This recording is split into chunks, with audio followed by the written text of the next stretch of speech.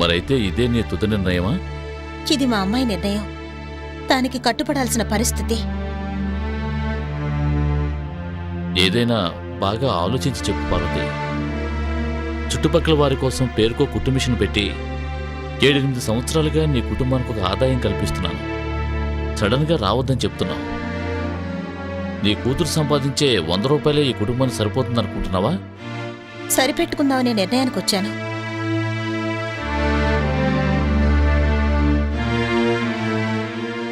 మా అమ్మాయి వచ్చే టైం అయింది. దయచేసి బయలుదేరతాను. వెళ్ళటానికి ముందు నా మనసులో ఉన్నది చెప్తాను. నువ్వు నాతో కలిసి ఉండాలన్నది నీ అనుభవంతో తీసుకున్న నిర్ణయం. నన్ను రావద్దని నీ కూతురు చెప్పడం తొందరపాటుతో తీసుకున్న నిర్ణయం. ఈ ఊరు ప్రజల గురించి నీ కూతురు అర్థం చేసుకునేంత అనుభవం రావాలి అంటే చాలా కాలం పడుతుంది. అంతవరకు ఈ కుటుంబం గట్టెక్కాలి అంటే విధి చేతిలోనే ఉంది. వస్తాను. ఈ ఇంటికి వస్తేనే నేను సహాయం చేస్తాను అనుకోవద్దు. వీధిలో నుంచుని కూడా సహాయం చేయడానికి సిద్ధమే. అవసరమైతే సంకోచించకుండా కబురు చేయి.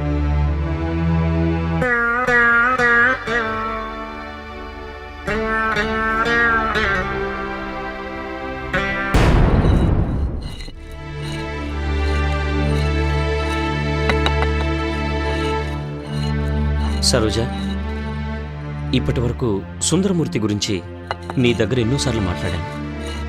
కానీ నువ్వేం సమాధానం చెప్పకుండా మౌనంగానే ఉన్నావు. ఈరోజు ఆయన పరిస్థితి ఎలా ఉందో తెలుసా? ఈ రోజుకి ఆయన ఇల్లు వదిలిపెట్టి వచ్చి 10 రోజులైంది. ఇప్పుడు వేసుకోవడానికి బట్టలు కూడా లేకుండా నా బట్టలు వేసుకుంటున్నా. దయచేసి మీరు ఆయన్ని ఇంటికి వెళ్ళమని చెప్పండి. ఇప్పుడు అలా కుదరదు. ఇంట్లో ఆయన అత్త కూతుర్ని పెళ్లి చేసుకోమని ఆయన్ని బలవంత పెట్టారు. ఆయన కాదని చెప్పాడు. దాంతో ఆ అమ్మాయి ఆత్మహత్య చేసుకుంది.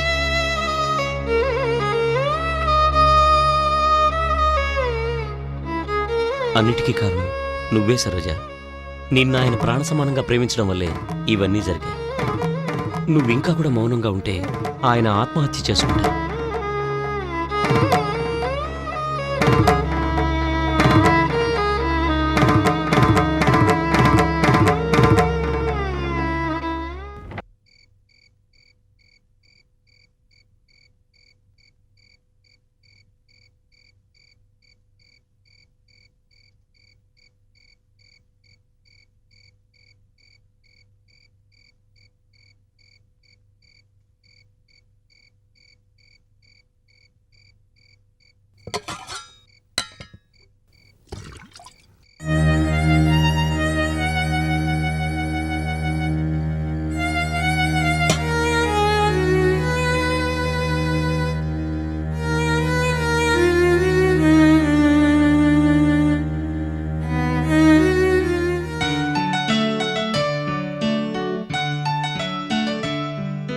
ఏమండి, ధర్మం చేయడానికి ఓ అదుపు లేదా?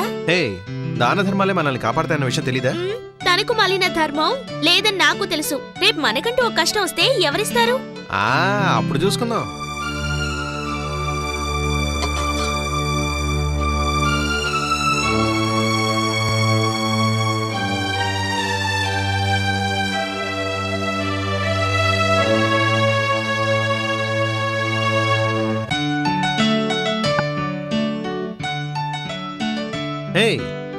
ప్లేట్ వాళ్ళకి అడుగుతారులే, నీకెందుకు ఆ కష్టం?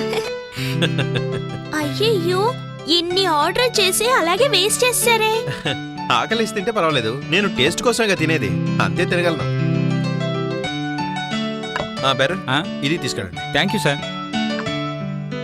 అయ్యయ్యో, మా ఇంట్లో ఒక వారానికి రేషన్ కి ఖర్చు పెట్టే డబ్బులు అది టిప్స్ గా ఇచ్చేసారే. పోతే పోనీ, వాడొక వారం తృప్తిగా తింటాడు కదా.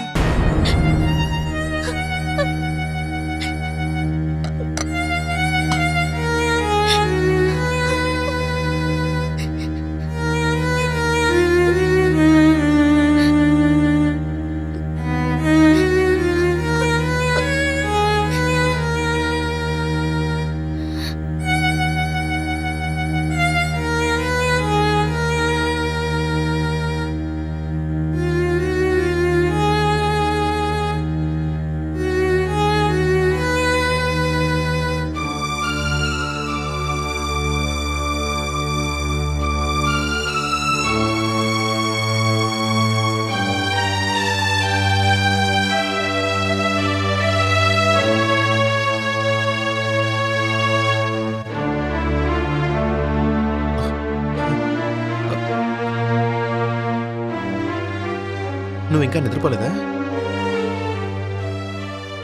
నిద్ర రావట్లేదా? ఏయ్, ఏమైంది? హ్మ్?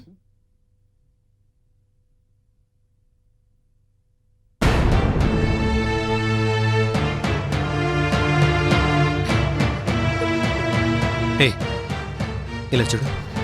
ఏయ్, నీకేమైనా పిచ్చా? పెళ్లికి ముందు ముట్టుకోవడం కూడా తప్పని నాకు దూరంగా ఉండేదానివి నువ్వు ఇలాంటి పని చేస్తున్నావా? ఇప్పుడు దాని గురించి మాట్లాడకండి.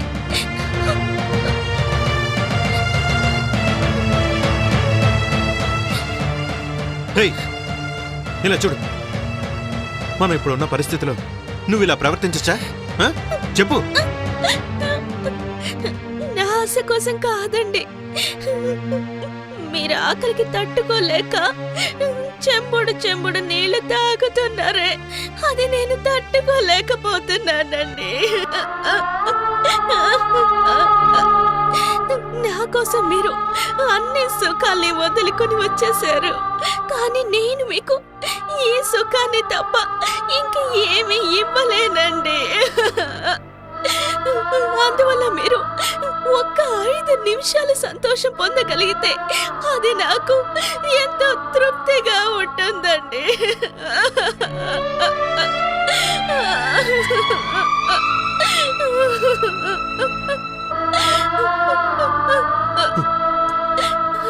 ఏయ్, ఏయ్. ఇలా చూడు, మనకిప్పుడు అంత పెద్ద కష్టాలేం వచ్చేలేదు. అతి త్వరలోనే మనం మంచి స్థితికి వచ్చి ఈ ఊరంతా తెలిసేలా పెళ్లి చేసుకుందాం. మన జీవితం తప్పకుండా సంతోషంగా ఉంటుంది. నువ్వేం దిగులు పడకు. ఏడవకు.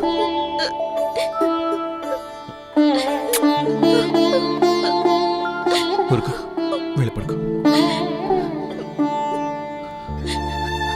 వెళ్ళు, వెళ్ళు.